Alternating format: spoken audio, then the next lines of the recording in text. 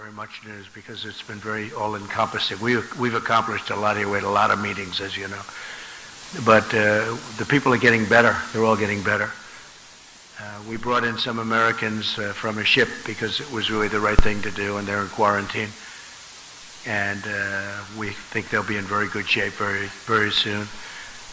We discussed a lot of different elements. We actually discussed the coronavirus, and at this moment, India doesn't have much of a problem, they feel.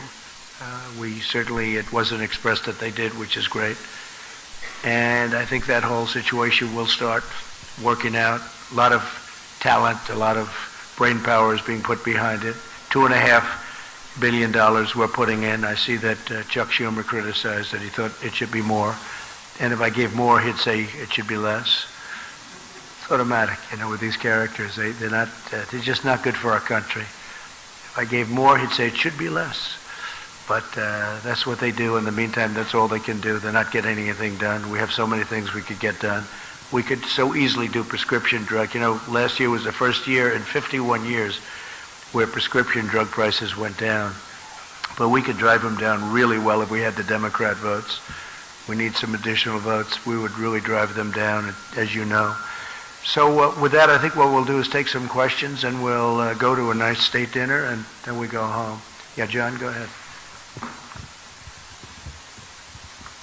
Mr. President, you just addressed coronavirus, so I will put that aside for the moment.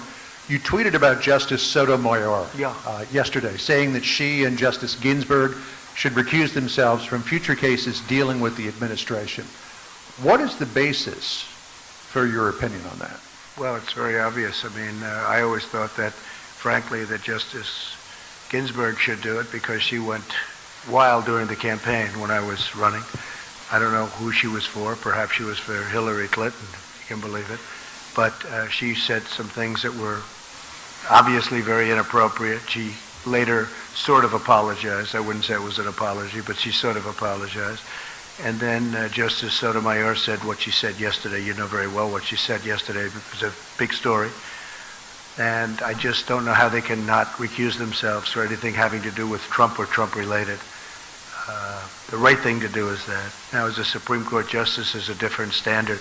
But at the same time, I think it's a higher standard in a certain sense. So they'll have to decide what to do. But her statement was so inappropriate when you're a justice of the Supreme Court. And it's almost what she's trying to do is take the people that do feel a different way and get them to vote the way that she would like them to vote. I just thought it was so inappropriate. Such a terrible statement for a Supreme Court justice. What was inappropriate about the statement? I'm not an attorney, so I can't really look into these. Well, you know what the statement was, John. Well, she seemed to criticize the White House for running to the Supreme Court at the drop of a hat to seek a No, I don't think that was it. But I think what she did say is she's trying to shame, the way I look at it, he's trying to shame people with perhaps a different view into voting her way. And that's so inappropriate. So let's see what happens. We have things, whether or not they recuse themselves, both. Look, Justice Ginsburg, during my campaign, I protested at the time. She apologized in a very minor form. And what Justice Sotomayor said yesterday was really highly inappropriate. And everybody agrees to that. Virtually everybody. I've seen papers on it. People cannot believe that she said it. Yeah, please, go ahead. Thank you, Mr. President. The intelligence community believes that Russia is trying to meddle in the 2020 election. Do you agree with their assessment? And what is your message to Vladimir Putin about potentially interfering regardless of the candidate they support? Well, what I'm reading, and again, I'm over here for the last number of days, but they went to see Bernie, and they told Bernie about something having to do with they want Bernie to win. They did not tell me. Intelligence never told me, and we have a couple of people here that would know very well. They never told me anything about that, and it was sort of a strange thing that they went to Bernie. And now I find out, if I believe what I read in some of your documents and some of your papers, that it was highly exaggerated. And frankly, I think it's disgraceful. And I think it was leaks from the Intelligence Committee, House, House version, and I think that they leaked it. I think probably Schiff leaked it, but people within that, Schiff leaked it, in my opinion. And he shouldn't be leaking things like that. That's a terrible thing to do. But basically, they would like to see Bernie is probably winning, and looks like he's winning, and he's got a head of steam, and they maybe don't want him for obvious reasons. So they don't want him, so they put out a thing that Russia's backing him. This is what they do. I've gone through it for a long time. I get it. I get the game better than anybody. And that's the way it is. Terrible thing to say. And they didn't say it about me. I will say this.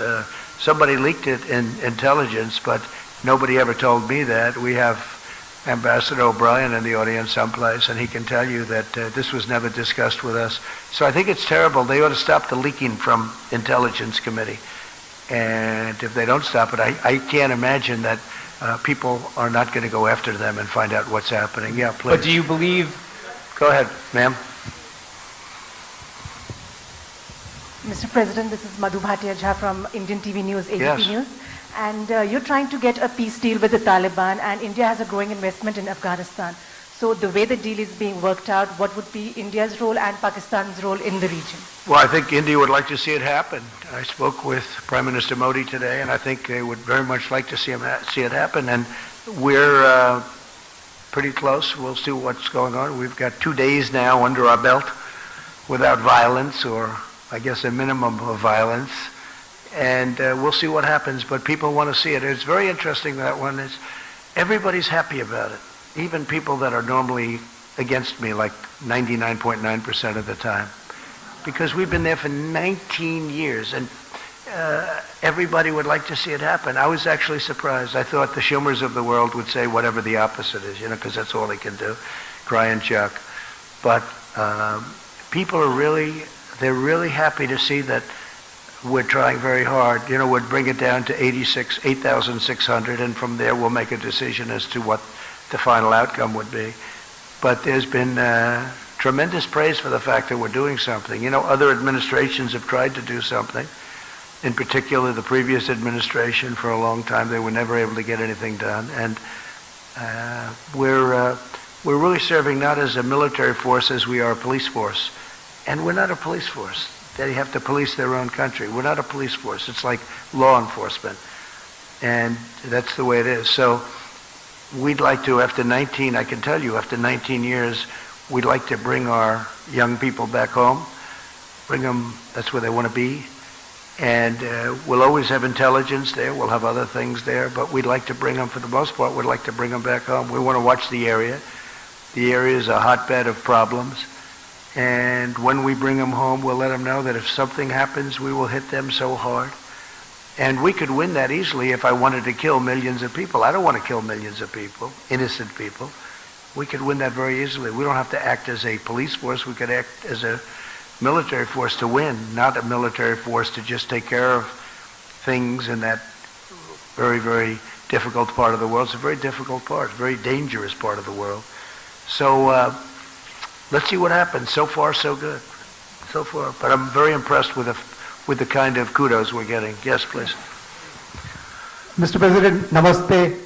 I'm Saurabh Shukla. I'm editor-in-chief of News Mobile. If you remember, I interviewed you during your last campaign in New Jersey. Good. And I asked you this question earlier at that time about a Trump doctrine on fighting out Islamic fundamentalism, which you spoke about and you discussed with Prime Minister Modi, and you spoke about the Modi-Trump doctrine.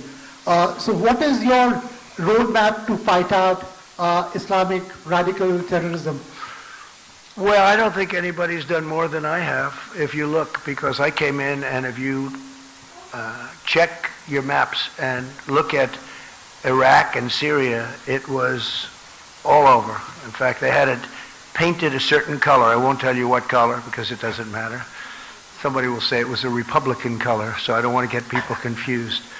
But it happened to be red, and it was basically trying to show where ISIS was in those areas. And it was out of control. And I gave the orders, and we have 100% of the caliphate. We have tens of thousands of people in prisons now. They're being guarded by the Kurds and others. Europe should take a lot of them back. So far they haven't agreed to do that. They should do that because we did them a big favor. We captured them, but I did that. We killed al-Baghdadi a few months ago, and Soleimani is gone. He's no longer putting roadside bombs all over the place. Somebody else may be, but he was the father, the king of the roadside bomb. All of those young people that you see with missing legs and arms. I've seen every combination. The legs are gone. You go over to Walter Reed. I have to say the doctors at Walter Reed are incredible what they're able to do. Incredible. But that's what his thing was. He thought that was a beautiful weapon, roadside bombs. It's a coward's bomb. And all of these young people that have been so badly hurt. And we did a big favor. In addition to that, as you know, Hamza bin Laden is now gone. And he was looking to do damage, and he's gone. And Al-Qaeda last week, you saw what happened there. Absolutely. So nobody's done more than what I've done. And but at the same time, Russia should do it, Iran should do it, Iraq should do it, Syria should do it. You know, we're in a different part of the world. We're doing it. Everybody says you're the only ones that can do it. Well, at some point, these other countries, I mean, Iran should do it. Iran hates ISIS, and they should do it. And we've done a great job. We've taken our soldiers essentially out of Syria, except for little hot spots that we forget, will do, that develop. But we've taken the oil, and the soldiers we have there are the ones guarding the oil. We have the oil. So that's all we have there. And now we have, if you look, we are down to a small force in Iraq, and we're down to a small force very shortly, but right now even we have a small force in Afghanistan.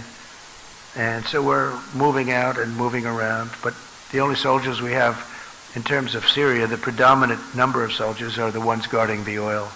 What about terror groups in Pakistan, sir? That's a big concern in this region, and there are a lot of terror groups who pose dangers to the United States and democracies like India as well. Yeah, no, I agree, but you also have other countries that can do this. The United States is 8,000 miles away, and they're all saying, could you do it? Yeah, we could do it. We've been doing it for a long time, but I've been doing it much better than anyone else has done it. I mean, what we've done in the last couple of years has been incredible. We have 100% of the caliphate. Remember, we had 99%. I'd say, good, we're leaving. And I was hit with, people couldn't believe it. They said, do 100. So we did 100. I did 100 with some great generals that knew exactly what they were doing. They were unbelievable. We took 100% of the caliphate. And we have thousands of prisoners right now locked up. And these are ISIS fighters and killed thousands. Not that I want to do that. I don't want to do that. But that's what we had to do. And when I came in, ISIS was all over the place. It was totally out of control. Please. Thank you. While you've been here in the country, in the capital, northeast part of Delhi, there have been violent clashes. Police have been killed, some demonstrators. 9 deaths so far, we hear, and about 100 plus injured. What did Prime Minister Modi say to you about this amended citizenship law? And how concerned are you about this kind of religious violence? So we did talk about religious freedom, and I will say that the Prime Minister was incredible on what he told me. He wants people to have religious freedom, and very strongly, and he said that in India they have worked very hard to have great and open religious freedom. And if you look back and look at what's going on relative to other places especially, but they have really worked hard on religious freedom. I asked that question in front of a very large group of people today, and he talked about it. We talked about it for a long time, and I really believe that's what he wants. As far as the individual attack, I heard about it, but I didn't discuss that with him. That's up to India. Yeah, go ahead, please. Hi, sir. Emily Gooden with thedailymail.com. I was wondering, do you think justice was served in the Harvey Weinstein case? So I was never a fan of Harvey Weinstein, as you know. In fact, he said he was going to work hard to defeat me in the election. How did that work out, by the way? I'm trying to figure that out. He was a person I didn't like, never liked. I don't know too much about the case because, as you know, I've been over here between traveling and and being at meetings almost every hour of the day, every minute of the day, I haven't been able to really see too much of it. But I was just not a fan of his. I knew him a little bit, not very well. I knew him because he was in New York. Not a person that I like. I will say the people that liked him were the Democrats. Michelle Obama loved him. Hillary Clinton loved him.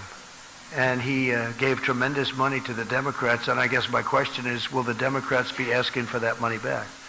Because he gave a lot of money to the Democrats. And, it's too bad, but that's the way it worked out. Yeah, Peter? I just want to follow up on that very quickly, if I can, Mr. President. Then I have a question that I wanted to ask you. But just on the Harvey Weinstein situation, this is being viewed as a milestone for the Me Too movement. What message can you, as president, deliver to women in America who are still afraid to come forward and share their stories of sexual harassment and assault? Well, again, I don't know the actual results. I haven't seen too much because I've been in India, as you know. Aside from but the I think that from the standpoint of women, I think it was a great thing. It was a great victory, and sends a very strong message. Very, very strong message, Peter. Yeah, please. Can I follow up with my question? I just wanted to follow up on hers quickly. Can I, on coronavirus specifically, Mr. President, in 2014, when the Ebola situation was very concerning to so many Americans, you tweeted, "Ebola patient will be brought to the U.S. in a few days. Now I know for sure that our leaders are incompetent." In all caps, you wrote, "Keep them out of here." More than 20 Americans have now been brought back to the United States with coronavirus. By your own measure, does that mean that your government has been incompetent? Are you pleased with the response? There's a big difference, in case you don't know, between Ebola and coronavirus. Big difference. It's like day and night. And I felt that we should bring them back. They're Americans. We should bring them back. With Ebola, it's very explosive.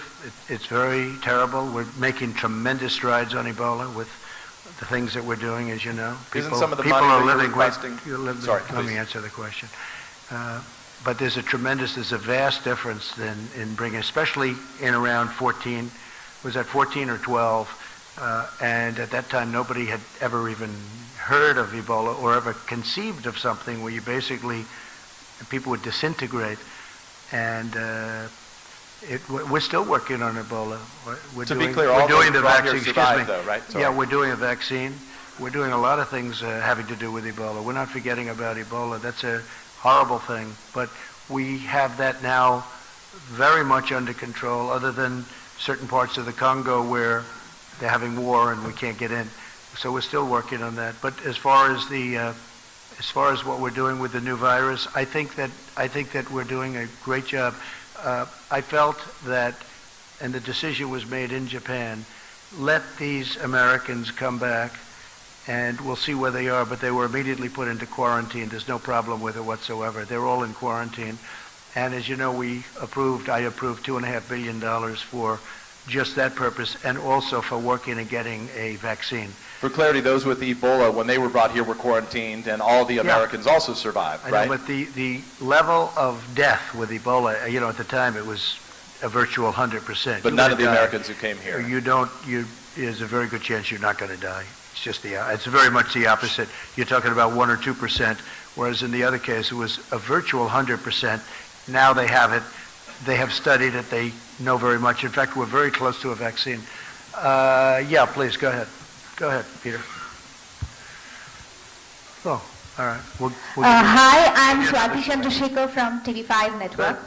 Thank you. So, how do you define, differentiate, and deal with the love of yours for Indians in India and Indians' love for H-1B visa in America? So, how do you differentiate this? Yeah, we're talking about the H-1Bs, and we are. Look, the relationship we have, this is not from me, this is from almost everybody that saw it.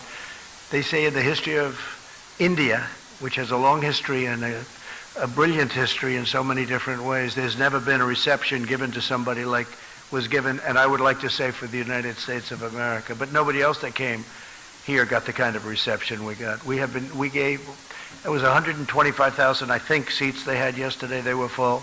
You had thousands and thousands of people outside. Prime Minister Modi was telling me thousands of people outside.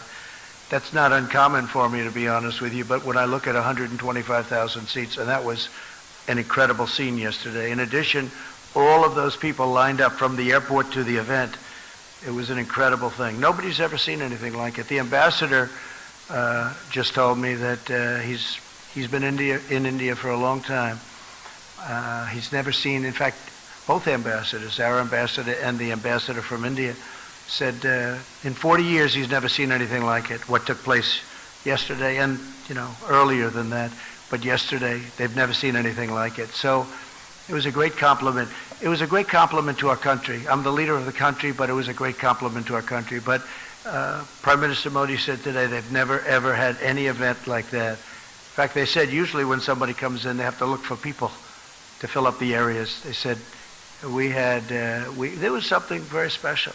Look, it's a massive country in terms of its population, and people just wanted to pay their respect to the United States, and so I appreciate it. I was a recipient in a sense, but I was just really representing the country. Yeah, Peter, go ahead. Thank you. Sorry, thank you, Mr. President. Appreciate it. Go ahead. Mr. President, your newly installed personnel director has begun talking with agencies about finding people in the government that are not loyal to you and perhaps moving them on. How large a list do you imagine this will be? Is this a big problem in your mind? Can you describe for us the scale of the problem as you see it? Yeah, I don't think it's a big problem. I don't think it's very many people. I think we had a whistleblower who was a fake, because if you look at the whistleblower as an example, if you look at his report and then you compare that to the transcripts, it bore no relationship. So that was a very sad situation, and a lot of time wasted. Although, as you will admit, in fact, you wrote very nicely, I appreciate it, the poll numbers have gone up very much, but that's not appropriate to have to benefit by something like that. Then there was supposed to be a second whistleblower. As soon as I released the transcripts, the second whistleblower was gone. Nobody ever heard what happened to the second whistleblower. I'll ask you, where is he? Remember, the second was he or she. The second whistleblower was going to happen. It was just a matter of moments. And then I released the real call, the transcripts, which are now 100% accurate, even according to Lieutenant Colonel Vindman. So, no, we want to have people that are good for the country, are loyal to our country, because that was a disgraceful situation. Please. Mr. President, I am Akhilesh Suman. I am from Rajya Sabha Television. It's a parliamentary channel of India, upper house, like you've seen it. Good. India's concern is with neighborhood. And even Prime Minister Modi tells that you are very good friends.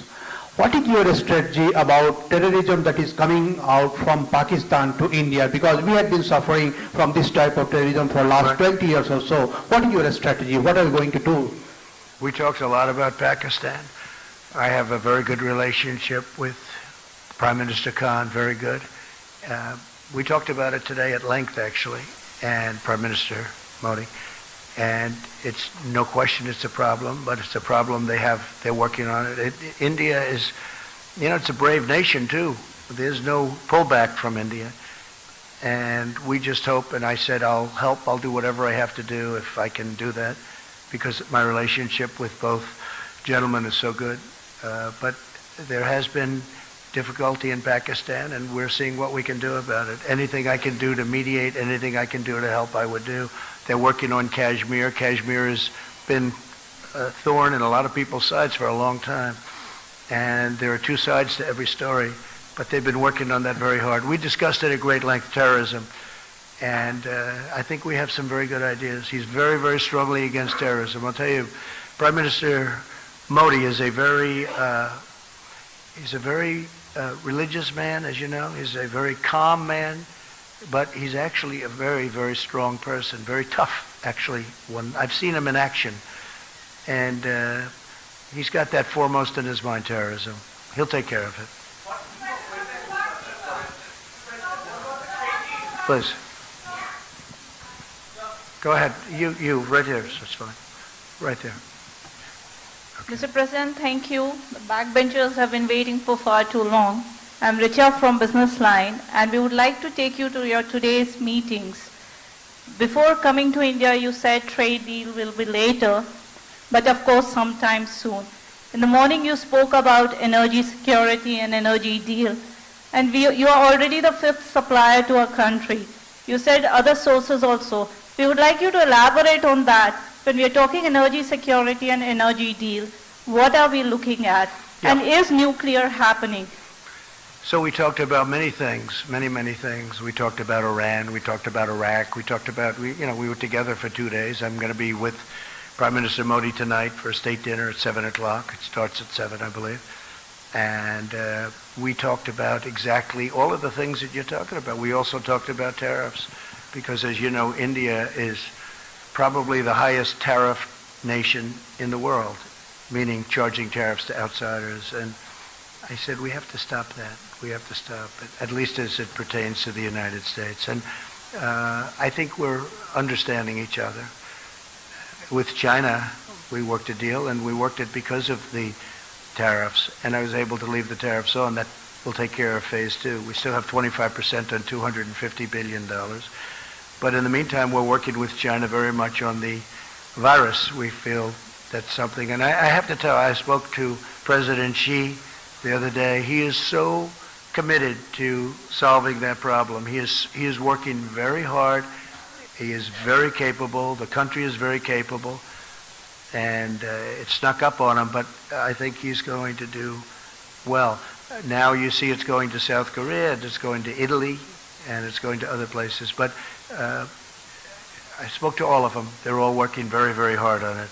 The United States, because of an early decision I made a decision, I believe it was the first time it's ever been done. We closed the country to certain areas, as you know. And I was criticized for that decision. Now they're saying it was a good decision. I think it was a good decision because we have very few people. And you can add to it a few people that we took in because they were Americans. I mean, what are we going to do? And they were almost in between countries where people weren't going to take them, and they're Americans. But they're fully quarantined. They call it fully quarantined. So, we did the right thing. If you were out there, if you were an American and you refused to have any help from your country, these were wonderful people. It wasn't their fault. So, but we're really down to probably 10. Most of the people are outside of danger right now. But we've had a very strict line on the people that would take in the areas from which we take. And I did it very early. It's never done before, and I did it early. So I think it was a good decision as it turned out. Yeah, please. Just wanted to follow up on my colleague's question about Russian interference. Can you pledge to the American people that you will not accept any foreign assistance in the upcoming election? And on this idea of a purge in your administration, there was recently the departure of your acting DNI, Joseph Maguire. You replaced him with your ambassador to Germany, Rick Grinnell. Some of your critics have pointed out that Ambassador Grinnell has no intelligence experience. How can you justify to the American people having an acting DNI with no intelligence experience? Okay, first of all, I want no help from any country, and I haven't been given help from any country. And if you see what CNN, your wonderful network, said, I guess they apologized in a way for, didn't they apologize for the fact that they said certain things that weren't true? Tell me, what was their apology yesterday? What did they say? Mr. President, I think our record on delivering the truth is a lot better than yours sometimes, if you don't mind me saying. Let me tell you about your record. Your record is so bad you ought to be ashamed of yourself. You have probably I'm the not worst ashamed of record. anything, and our You probably have the organization worst is not record in the ashamed, history sir. of broadcasting. As far as Maguire is concerned, he's a terrific guy, but on March 11th his time ended anyway, so his time came up. So we would have had to, by statute, we would have had to change him anyway. So the Will time your new was there. DNI have experience in the intelligence field? Yes. In fact, we're talking to 5 different people right now. I think all people that you know, all people that you respect, and I'll make a decision probably over the next week to 2 weeks. We have some very good people. But Joe Maguire is a very excellent guy. He's a very good man. And his time was March 11th. I believe it was March 11th where he would have had to leave. Was he But we forced are out going because he to- wasn't sufficiently loyal to you? No, not at all. Not at all. He was pushed out because, frankly, he wasn't pushed out. He would have had to get out. On March 11th, he would have had to leave. But we're going to be making a decision on DNI very shortly. Thank you, sir. Yeah, please. Go ahead, please. Yeah. Mr. President. Well, that's not nice. Yeah, let her do it. Let's go I one by know, one. but you ripped the mic out of her hand. You can't do that. So rude. Boy, that wasn't very nice. He's President Trump, I hope you're having a good visit here in India. I'm Ruchi Bhatia from ET Now. We have heard from Prime Minister Modi as well as you on a long impending trade deal. It's still not happened. Even today we heard both you and him talking about how in future there is going to be one.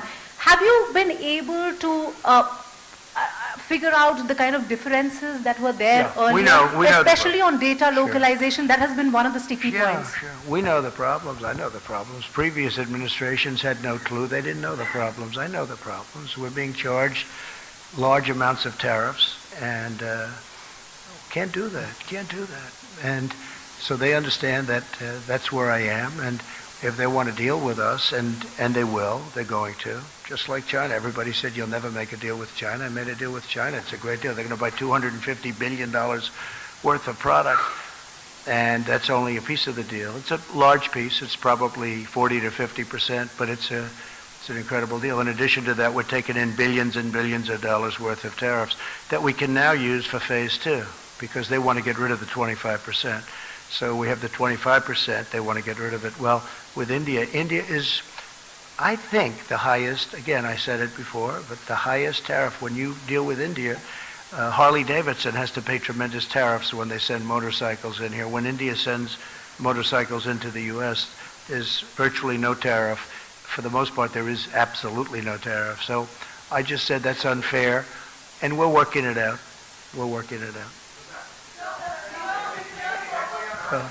Go ahead. Good evening, President. I think we'll win that one easily. We're working on that. Yeah. We're working on that, Joe. Good evening, President. This It's is just not a Senator. fair situation when one company is paying 100% in the case of numerous companies, not just Harley, but where they're paying tremendous. And actually tariffs were raised not too long ago.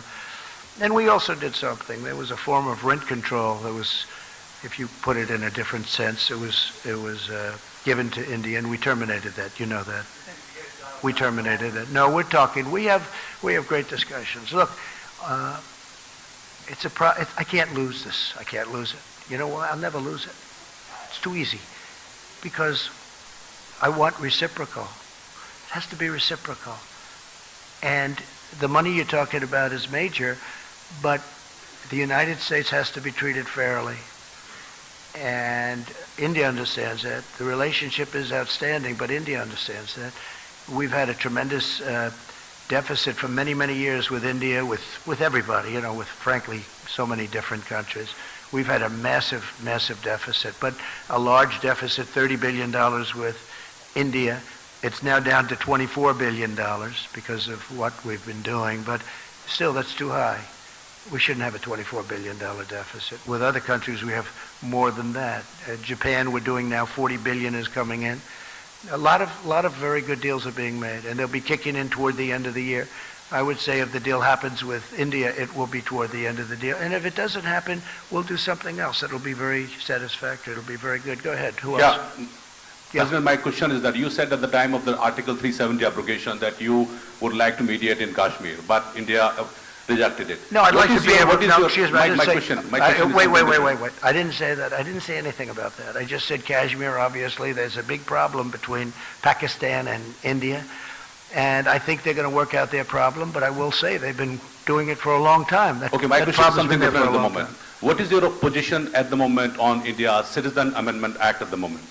I don't want to discuss that. I want to leave that to India, and hopefully they're going to make the right decision for the people. That's really up to India. President, yeah, go ahead, please.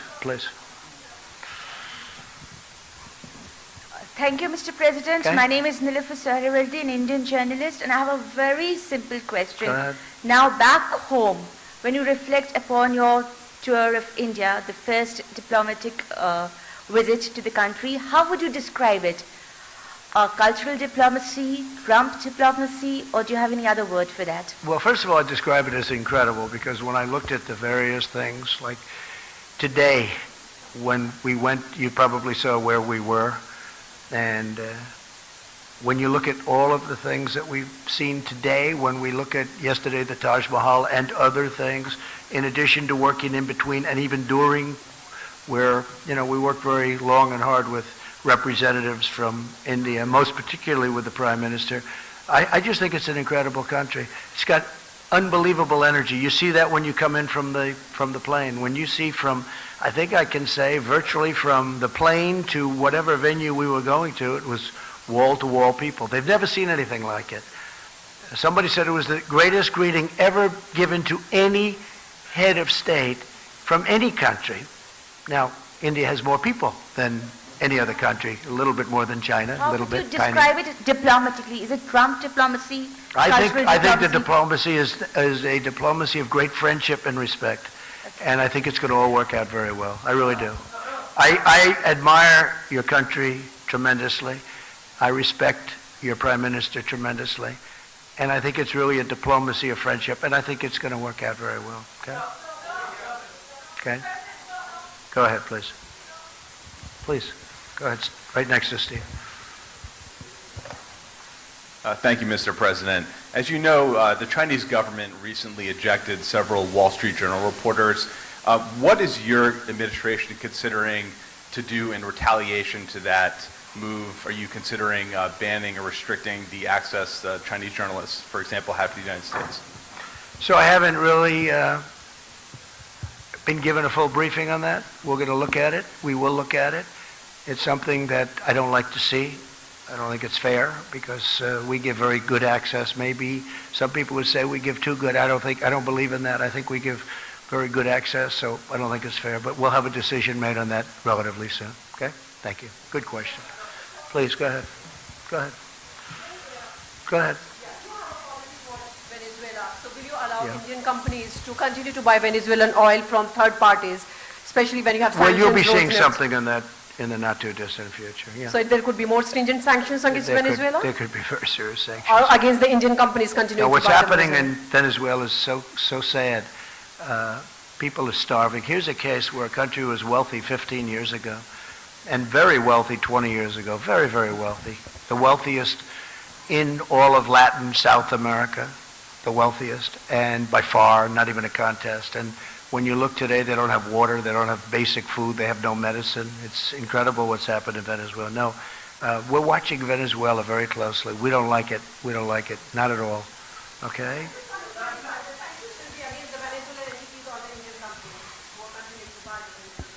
You're going to see in a little while. You're asking a question right in the middle of us doing something. Go ahead, please. Ali Maqbool from BBC. There were some back home that were hoping you would raise concerns about some of these policies that Prime Minister Modi has introduced that discriminate against Muslims, and also about a rise in hate crimes here in India. But as someone Well, we did discuss that, and we discussed that, and specifically Muslims, and we also discussed Christians. But someone and I had a very powerful answer from the Prime Minister. We talked about religious liberty for a long period of time in front of a lot of people, and I had a very, very powerful answer. And as far as Muslims are concerned, as he told me, I guess they have 200 million Muslims in India, and a fairly short while ago they had 14 million. And he said that they're working very closely with the Muslim community. But so you yourself have been criticized for policies that have discriminated against Muslims, like the travel ban. There's also been a rise in hate crimes over the last couple of years in the US. So are you in a position to talk to him about those subjects? Yeah, I won the travel ban, as you probably know. A lot of people said I lost it. No, I won the travel ban, and we use the travel ban where we think there's, not based on religion, but where we think there's going to be trouble, where we're looking at certain countries. As you know, we added a few countries onto it. But we won the travel ban, and we won it in the Supreme Court. So the travel ban is not a thing against Muslims. It's a thing against areas where we don't want people coming into our country that are going to cause problems, cause harm, cause death, hurt our people. And I feel very strongly about that. Okay, please, go ahead. Thank you very much, Mr. Thank you. President. Thank you very much. Thank you. I'm Jing Yishan with Shanghai Media Group. I'd like to know, some people say that India could be to the U.S. in Asia during the 21st century what the UK was in Europe during the 20th century. How do you view it?